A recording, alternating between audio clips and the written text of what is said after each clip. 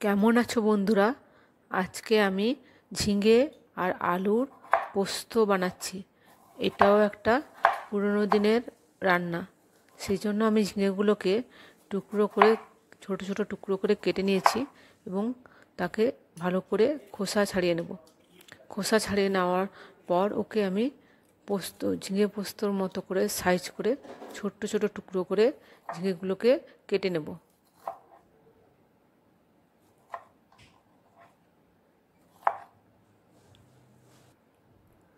তেমনিভাবে একটা আলু নিয়েছি এবং আলুটাকেও ওই ঝিঙের মতো করে ছোট টুকরো করে কেটে নেব।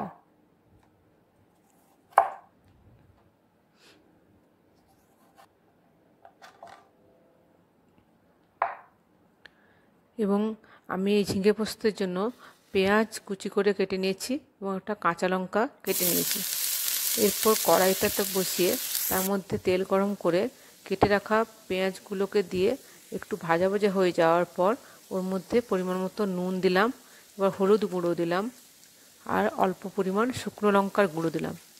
তারপর একটু হালকা ভাজা ভাজা হয়ে যাওয়ার পর ওর মধ্যে আমি কেটে রাখা আলুগুলো প্রথমে দিয়ে ওকে ভালো করে নাড়াচাড়া করে একটুখানি ওকে সেদ্ধ হতে দেব এবং তার জন্য আমি একটি ঢাকনা দিয়ে দিলাম।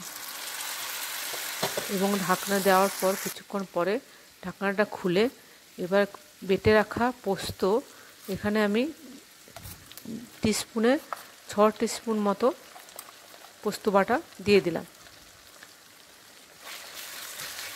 পোস্তগুলো দেওয়ার পর আমি ওকে ভালো করে ভেজে নেব এবং আলু থেকে একটু হালকা তেল ছাড়া ছাড়া ভাব হয়ে যাওয়ার পর আমি কেটে রাখা এবার ঝিঙেগুলো ওর মধ্যে দিয়ে দিলাম এবং ঝিঙেগুলো দেওয়ার পর আবার একটু আমি ওকে ভালোভাবে রান্না করব।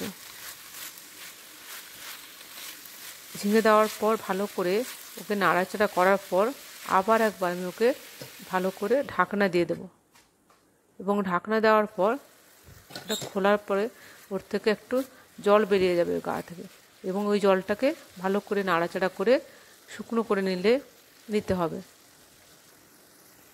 এরপর আমি আমার কণায় পরিমাণ মতো নুন দিলাম এবং পরিমাণ মতো চিনি দিয়ে দিলাম। এরপর আমি কেটে রাখা কাঁচা লঙ্কাটা দিয়ে দিলাম, দিয়ে ভালো করে ঢাকনা দিয়ে রান্না হয়ে যাওয়ার পর নামিয়ে দিলেই আমার ঝিঙে পোস্ত তৈরি হয়ে গেল। এরপর আমি ওকে একটা অন্য জায়গায় ঢেলে নিলাম। ঝিঙে পোস্ত গরম ভাতের সাথে খেতে ভালো লাগে। এটি একটি লোভনীয় খাবার। তোমরা একবার এটা বানিয়ে দেখতে পারো, ভালো লাগবে। ভালো লাগলে সাবস্ক্রাইব করে দিও প্লিজ।